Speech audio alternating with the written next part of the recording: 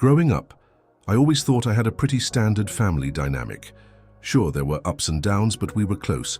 My parents loved us equally, always telling us they were proud of each of us, no matter what. Birthdays, holidays, and every small victory in our lives were always celebrated with gifts, attention, and smiles. But when I had my own son, everything changed. It's like a veil was lifted, and I began to see things about my family that I never noticed before.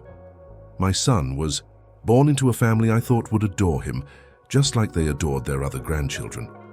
He was their first grandson, after all. Naturally, I expected that they'd shower him with love and attention, but as time passed, I started noticing something that deeply hurt me. At first, it was subtle. My son's first birthday came and went, and while my sister's daughter received a mountain of toys and clothes, my son got a book and a small stuffed animal. I convinced myself that maybe my parents had just forgotten about it, or perhaps they were just busy. But then came Christmas. My nephew, who was just a few months older than my son, received the most extravagant gifts. New gadgets, clothes, toys, everything you could imagine. Meanwhile, my son only got a couple of toys that were nice, but nothing like what my nephew received. Even my cousin's kids seemed to be getting more attention. I began to wonder why my son was being overlooked. I thought to myself, maybe I'm overreacting. Maybe it's just how things go, but deep down I couldn't shake the feeling that something wasn't right. My son would run to his grandparents, his eyes full of hope, expecting the same. Love and excitement they showed my niece and nephew. And yet time after time he'd end up with nothing but a brief smile and a happy birthday before my parents turned their attention back to my sister's kids. I started to feel invisible in my own family. It wasn't just about the gifts, it was the little things. The way they would praise my sister's kids for doing the simplest things, like drawing a picture or saying a new word, while my son's achievements were met with a quiet nod. Even when my son took his first steps, my parents didn't seem as excited as they were when my niece learned to walk months before. It was like my son was being erased, and no one seemed to notice except me. The hardest part was when I started talking to my parents about it.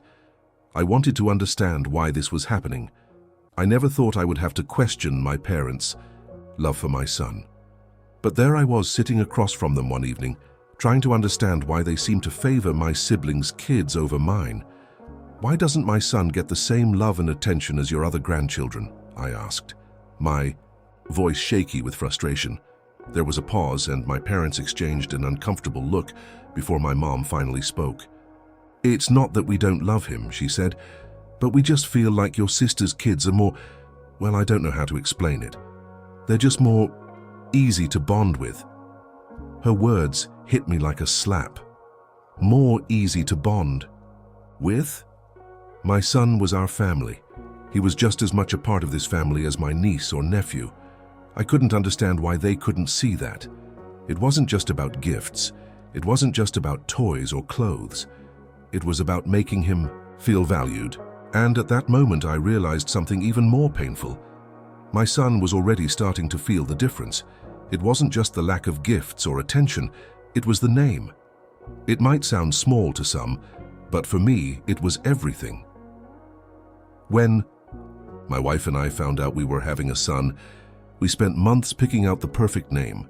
We wanted something unique, something that would carry meaning for both of us, but especially for me. The name we chose was one that paid tribute to my late grandfather, a man who had been like a father to me when I was growing up. His memory meant everything to me, and I wanted to carry on his legacy through my son. But when I told my parents the name we had picked, their faces dropped. It was like I had just said something offensive. "You can't name him that," my mother said immediately. "It's just not done." "What do you mean?" I asked, completely thrown off guard by her reaction. "It's not a family name," my father added, his voice firm. "You should name him after someone from the family. We don't want to have another odd name. It's important to keep the tradition." I felt a rush of anger and disbelief. Since when did family traditions mean more than the bond I had with my grandfather? My parents had always told me to be myself, to follow my heart, and here they were trying to impose an old-fashioned idea of what my son's name should be. They didn't understand that this name wasn't just a name. It was a connection to my past, to a man who had shaped who I was. I tried to explain this to them, but they wouldn't listen. They insisted that it wasn't a good name, that it was too different, that it would make my son feel out of place. I couldn't believe it. It wasn't just about a name. It was about my choices, my family, and my son's future. I wanted him to feel proud of his name, to know that it came from a place of love and respect. But my parents couldn't see it that way. They couldn't accept it. As time passed, the tension between us grew. My son's birthdays passed, and he was always overshadowed by my sister's children. It wasn't just the gifts or the celebrations, it was everything. Every milestone, every small victory in my son's life seemed to go unnoticed, and every time my parents would make a comment about my son's name, it would sting a little more. Finally, I couldn't take it anymore. The hurt was building up, and I needed to confront my parents about it. My wife and I had discussed it, and she agreed. It was time. One night, after yet another holiday where my son had been pushed to the background, I called my parents. I was nervous, but I knew I couldn't let this go any longer. "Mom, Dad, we need to talk," I said, my voice shaking slightly. "I've been thinking about how things have been going with my son, and I have to tell you, it's hurting me. It's not just about the gifts or the attention. It's about how my son is being treated differently from my siblings' kids, and I'm not okay with it." There was silence on the other end of the line before my father spoke. "Son, it's not that we don't love him," he said, sounding almost defensive. "It's just that, well, he's not the only grandchild. You know? But that's just it," I said, my frustration spilling over. "He's my son, and I'm asking you to treat him the same. You can't keep favoring my sister's kids and ignoring mine.